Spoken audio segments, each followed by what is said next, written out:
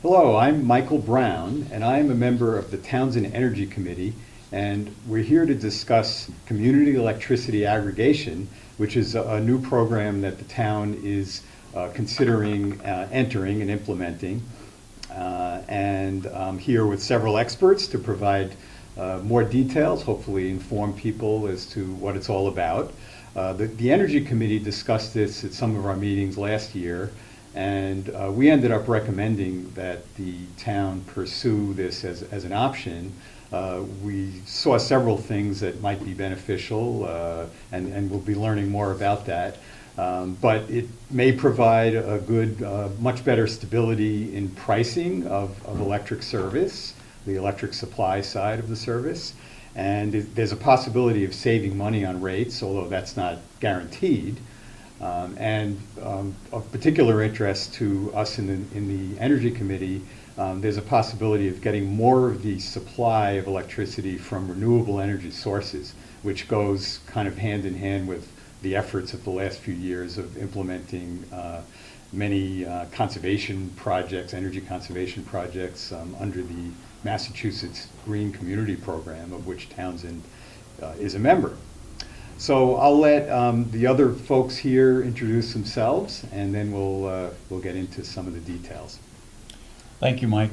My name is John O'Rourke. I'm the Director of Marketing and Municipal Affairs for Good Energy.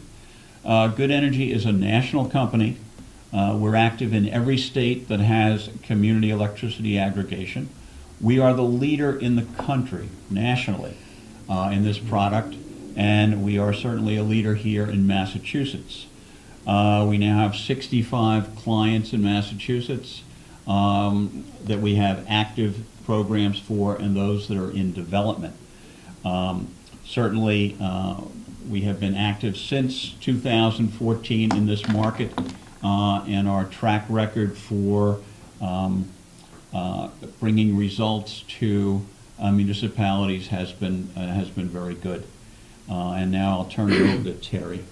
Hi, I'm Teresa Morse. I go by Terry. I am a select board member, and additionally, I was a former member of the Townsend Energy Commission, and now I work as a selectman liaison to that committee. Hi, I'm Ross Perry. Some of you may remember me as the interim town administrator a few months back. It's nice to be back in Townsend. I appreciate the board asking me to help them with this project. Before coming to Townsend, in another part of my life, I worked with Good Energy for one of the largest aggregations in Massachusetts. So this is something that's near and dear to my heart, as I think it's an opportunity to help the residents with the electricity bills. Last fall, I helped the town combine 18 of their municipal accounts to save money, and we'd like to now do that for residents. Well, why don't we start with Terry, and maybe you could explain what got the Board of Selectmen interested in community electricity aggregation.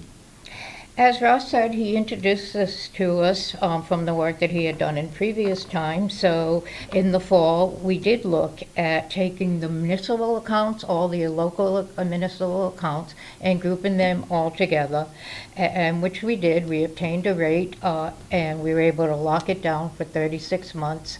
And this year, we obtained a 25% reduction in cost of a 25% reduction in cost compared to Unitel's winter rates. So once we saw that how well it worked for the municipal accounts, we felt that it was time to go forward and do it for the residents of Townsend. So it sounds as though the town already has some experience doing this for the sort of town buildings and town facilities. And now we're kind of looking at expanding this to all of the residential properties, all the residents of the town. Exactly. So there's some experience with it. So Ross, maybe kind of give us a little bit of an outline of what this program really is all about. Sure. This sort of, without trying to go into the weeds too much, when the energy industry was deregulated in the late 1990s, part of that included Mass General Law, Chapter 164, Section 134, that enables municipal aggregation, which is based upon the go-ahead from the selectmen and an affirmative vote from town meeting. The selectmen are able to go out to bid for power at the time when it is most optimal for the town residents. This part of this activity looks at the generation costs on your electricity bills, which is separate from the distribution of your electricity. So Unitil will handle both, but the generation may come from a source that is worked at through this competitive bidding process. So John O'Rourke, how would it really work? How would the program work for people? Well, essentially, Mike, the program is just the formation of a buying group. The town goes and puts a plan together for an aggregation. Right now, there are 175 communities here in Massachusetts that have aggregation plans that cover a total of about 2/3 of the residents here in Massachusetts. Essentially, a plan is developed with the guidance of municipal officials. As the consultant for the town, we develop the plan, we do all the heavy lifting. We get it through the regulatory process with the Department of Energy Resources and the Department of Public Utilities. This process is going to take probably close to a year. Once the plan is accepted, then there is a period of time when the residents are informed, called the customer notification period. During that period, a letter goes out known as the customer notification letter, which describes the plan in detail and gives residents and small businesses the option to participate in the plan or to opt out of the plan if they wish. Again, the law in Massachusetts makes this an opt-out program rather than an opt-in program. All successful laws in the United States for these programs are based on the Massachusetts law. The Massachusetts law was the first established in the United States as an opt-out. All those programs that are successful are based on the Massachusetts law.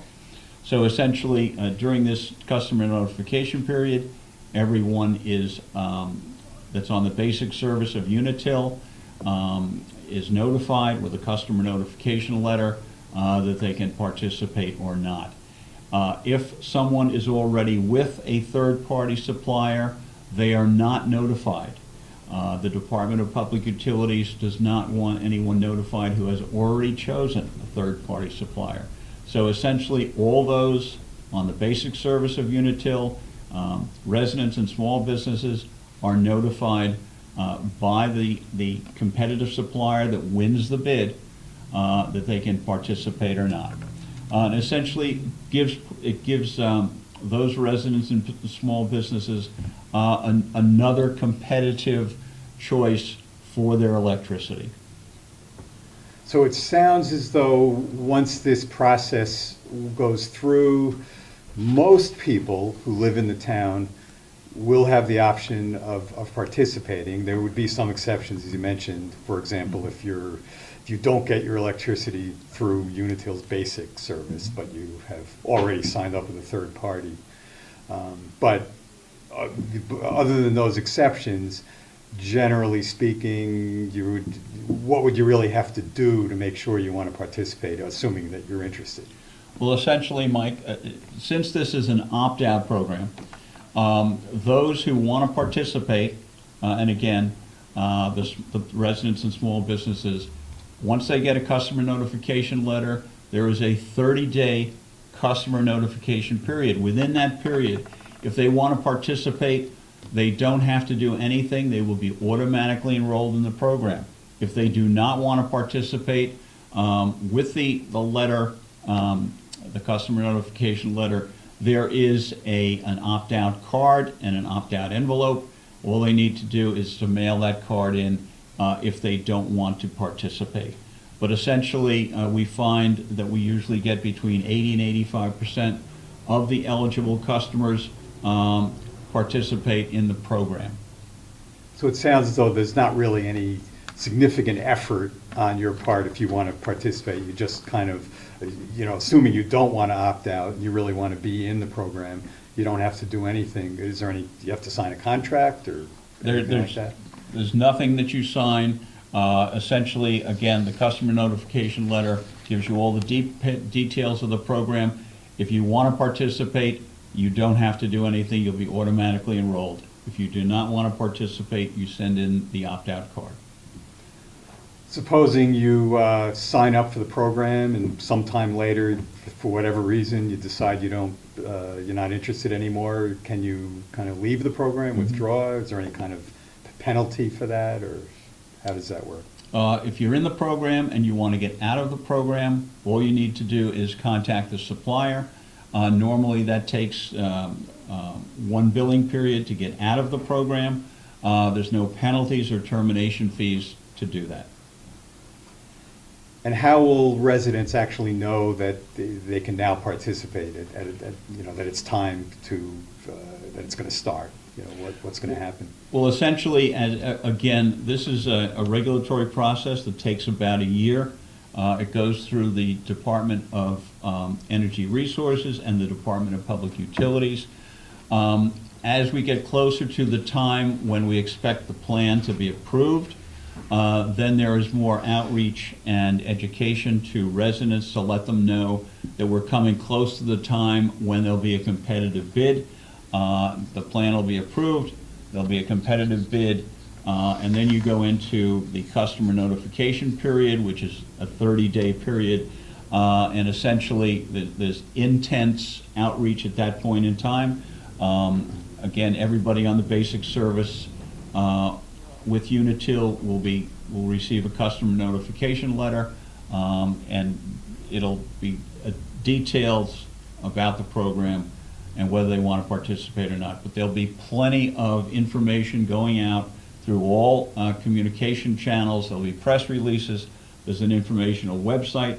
There will be meetings, public meetings here in town to let people know about the program, to come and to ask questions. We always like to get down to the senior center to do at least a couple of presentations so that the seniors understand what is going on. And again, we try to reach everyone in town who is an eligible customer for the program.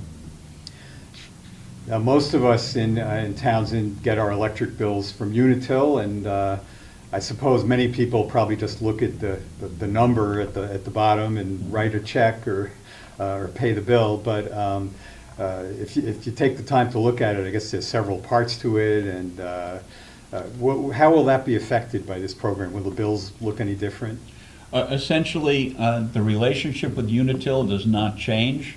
Unitil will continue to bill. They will do the administrative work of the program. They will be called in any case of outages or downed lines. The only thing that changes on the bill is the name of the supplier and the rate. All of the things, and again, the relationship with Unitil does not change at all. I know probably a lot of people in the area are doing this, but I'm actually in the process of getting solar panels installed on my roof. And that involves a certain change in the relationship with the electric utility. Would this aggregation program have any effect for people who are getting solar power? That's a good question, Mike. We always get that question. Essentially, when people have solar panels, they have a net metering agreement with the utility, which in this case is Unitil. That relationship, that agreement is not changed at all. It is not affected by participating in the aggregation. They're two separate situations. Now, some people may have worked out arrangements with the utility if they have low to moderate incomes, maybe a discount or some kind of payment arrangement. Would they still be able to get those benefits, or would that be affected by this? Again, any plans that are in place, either discount plans or budget plans, stay in place with Unitil. They're not affected by participation in the aggregation. So Unitil's still going to send the bills to most people, or virtually all households in the town. Right now, the way it works is, supposing you have a question on your bill, or you have some problem with your service, you would presumably call Unitil. Would that change at all under the new program? Does not change at all. Unitil continues to service the account in all respects. The only thing that changes is where the supply comes from, and that is noted on the supply portion of the bill. The name of the supplier and the rate is different. All other things stay exactly the same with Unitil. Okay. Now, on the Energy Committee, we've had a lot of focus on energy conservation, and we're also very interested in increasing the use of renewable energy in the town. And I understand that this community electricity aggregation is going to make it easier in some respects to use renewable energy sources. Could you explain how that's going to work? Good question, Mike. Over the last 3 or 4 years, municipalities have found that community electricity aggregation is a good way for them to try to meet their climate goals by putting a little more renewable electricity in what's known as the standard or the default product of the aggregation. That's the product that everyone is automatically enrolled in, unless they choose what is known as the basic product, which does not have any more renewable electricity in it than is required by the state, or they choose the plus product, which is 100% renewable energy. So essentially, there's 3 products. There's the standard, which is automatic enrollment, and there's 2 options: the basic product, which is a step down, and the plus product, which is a step up to 100%. So it gives people a choice, however they want to participate and however they want, whatever percentage of renewable energy they want in the mix. So as I understand it, there's a state requirement that a certain percentage must come from renewable sources. Do you know what that is offhand right now? This year, that percentage is 22%. And that's in what is known as Massachusetts Class 1 Renewable Energy Certificates. That goes up 2% a year. So essentially, the state is trying to put more renewable energy in from wherever you get your electricity from. That's the minimum standard. Okay, so once this program is implemented, the sort of standard option will be more than the 22 or 24, depending on when this actually happens, percent. If you want to have the sort of lowest cost option, you could go to just the state minimum, but... Yes. Essentially, what towns do to introduce this program and the idea of putting more renewable energy in the standard product, they usually do either a 5% or a 10% bump up on that requirement in that standard or default product. Which makes it a little bit more expensive, but not too much more expensive, and it's still affordable to residents. And essentially, when we go out to bid, obviously we want to get a rate that is below the standard rate for Unitil. So essentially, that's one of the objectives. We try for savings in all respects, however, we can't guarantee savings. Okay.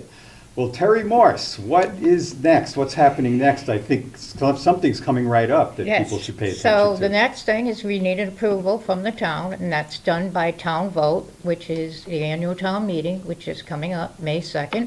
It's warrant article number 16, and once we get that approval, then they would go to the DPU to get this plan moving forward. After that, the most important part comes, which is setting the rates. That gets a little difficult in the sense that we got to get that timing perfect. Is it good to wait a little bit and go for the rates when Fitchburg and Leominster and other towns are also bidding for rates? So instead of just the 3,500 people in Townsend, now we're bidding with 6, 7, 8 other towns.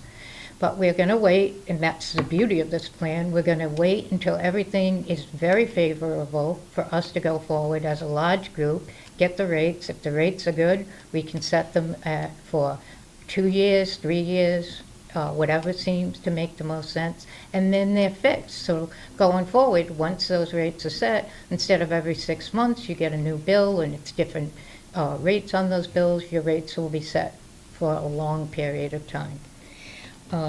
Then you'll, like as I said, once we set the rates, you'll be notified, you'll have the option to opt out, you have the option of how much of that you want to be green energy, and we move forward from there. Okay, well, it sounds like we've discussed a lot of the details of the community electricity aggregation program. How would people get more information if they want to kind of study this on their own? So there is a website, TownshendCEA.com. But the easiest way to do it is to go on the Townsend website, a little bit over to the right on the top, there's an icon with an electric boat. You just click on that, and that brings you right to the website. We are constantly updating it with information. There's also a way to contact us on that with any questions that you have. We will be monitoring it, answering your questions. And like I said, that is the easiest way, or you can go directly to the website. All right, well, that sounds great. So it sounds like a couple of the key things are that more information is available on the town website or the specific website for this program, which is townsendcea.com. We have town meeting coming up on May 2nd, and everybody's encouraged to come out, and there'll be questions and answers, a lot of discussion about this, and hopefully it'll get approved if people feel that it's something that we should pursue. And from the viewpoint of the Townsend Energy Committee, we are excited about it. We feel that it's both in terms of potential pricing benefits as well as the possibility of increasing the use of renewable energy. It would be very beneficial for Townsend to participate in this. Well, thank you all for joining us, and hope to see you at town meeting.